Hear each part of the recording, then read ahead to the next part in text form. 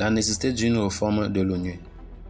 À la fin de la Seconde Guerre mondiale, il fallait une nouvelle convention collective qui rendrait impossible ou minimiserait les conflits militaires majeurs.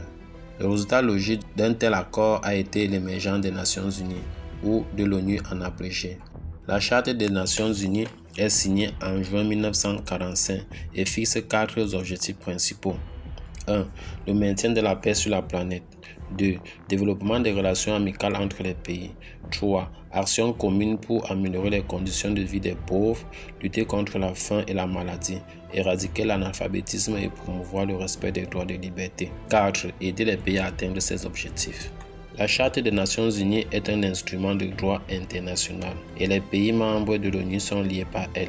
En 1973, une nouvelle organisation pour la sécurité et la coopération en Europe, en abrégé OSCE, est apparue. L'OSCE est autorisée à discuter et à résoudre toutes les questions de sécurité liées à la région européenne, ainsi que des problèmes économiques et environnementaux, les questions de coopération militaire, y compris les conflits, y compris les droits de l'homme et des libertés. En fait, il y a une duplication des fonctions de l'ONU à la différence de toutes ces décisions de l'OSCE, qui ne sont pas juridiquement contraignantes mais politiquement contraignantes. Voyons comment, dans la pratique, l'ONU met en œuvre l'une des principales fonctions de maintien de la paix sur la planète.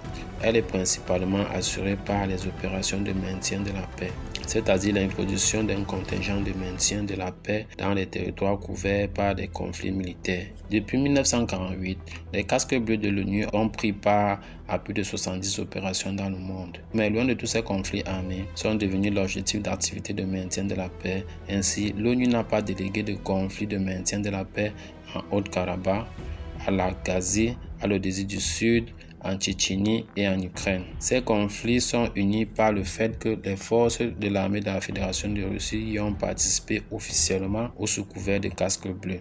Les raisons ne sont pas déployées par les forces de maintien de la paix de l'ONU, résidant dans les particularités de prise de décision par cette organisation. Aujourd'hui, le principal organe délibérant, décisionnel et représentatif de l'ONU est son Assemblée générale, qui se compose de 193 États membres. Chaque État qui paie la contribution dispose d'une voix. Le montant de contribution dépend du niveau de développement économique du pays. Par exemple, en 2021, l'Ukraine a versé plus d'1 demi-million de dollars, ce qui représente environ 0,05% du budget ordinaire de l'ONU. La part de la Russie était de 2,4%. Dans la pratique, les décisions de l'Assemblée générale ont plutôt un caractère de recommandation et les décisions finales qui, par exemple, déterminent les sanctions contre les États fautifs introduisent des contingents de maintien de la paix dans les zones de conflit armé ou organisent le règlement post-conflit sont prises par un autre organe, le Conseil de sécurité de l'ONU. Ces décisions s'imposent à tous les pays. Le Conseil de sécurité est composé de 5 membres permanents et de 10 membres non permanents. Les membres permanents comprennent généralement le Royaume-Uni, la Chine, la Russie, les États-Unis et la France. Et n'importe lequel de ces pays peut bloquer la décision du Conseil de sécurité à sa discrétion en imposant un veto. Au cours des 8 dernières années, l'ONU a envisagé 11 fois la possibilité de créer une zone de démilitarisation dans le Donbass et d'y introduire les casques bleus. Mais chaque fois, cette décision a été bloquée par la Russie. Une situation absurde s'est développée et se développe, dans laquelle, en raison des normes obsolètes du statut de l'ONU, l'agresseur peut se donner la permission de poursuivre les hostilités et la communauté mondiale tout entière est obligée de regarder simplement de côté. Ceci est utilisé avec succès par la Russie et qui a parfaitement appris à manipuler les Nations Unies. La situation n'est pas meilleure dans le domaine du droit international. Un autre organe de l'ONU, la Cour internationale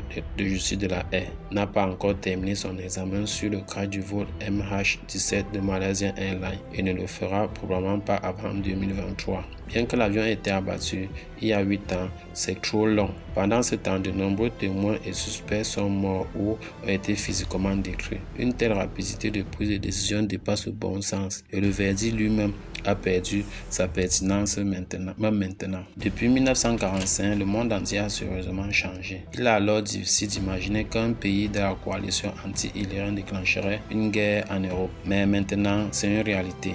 Et les principes décisionnels de l'ONU sont restés au niveau du milieu du siècle dernier. L'organisation est très bureaucratique et les règlements sont obsolètes.